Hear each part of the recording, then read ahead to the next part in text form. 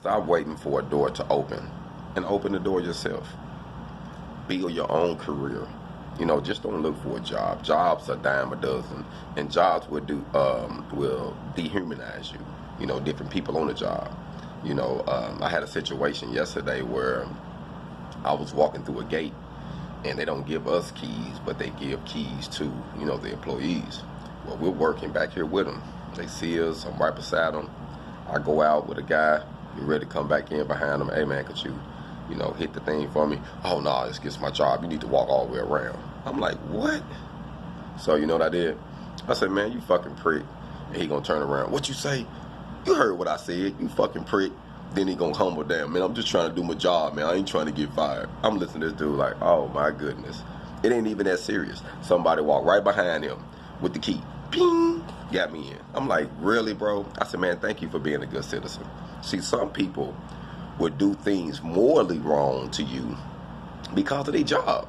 Like morally. Like they say, okay, this might be what the job tells me to do, and I got to do it because I got to get a check. Regardless of how it makes them feel, they want to do that for a check, man. I'm not selling out my soul for no check. I'm not doing another human being wrong for no fucking check, man. You see what I'm saying? It's not going to get that serious with me. I'm going to figure out a way to go get it myself. I'm going to treat everybody the same. And that's why I say, and I stress on being independent, because a lot of these people out here think like that. They'll sell you out for that job. They'll sell you out for that check. You see what I'm saying? Their whole life is wrapped around that community of whatever that company is. You see what I'm saying? I don't look at things like that. I build my own. One thing you can't take away from me, what I know, what I can do. So I'm not finna kiss your ass for that. Hell no, I'm not finna kiss your ass for that. I'm gonna go make my own. Yeah, I hit my head a couple times, but now I know how to do it.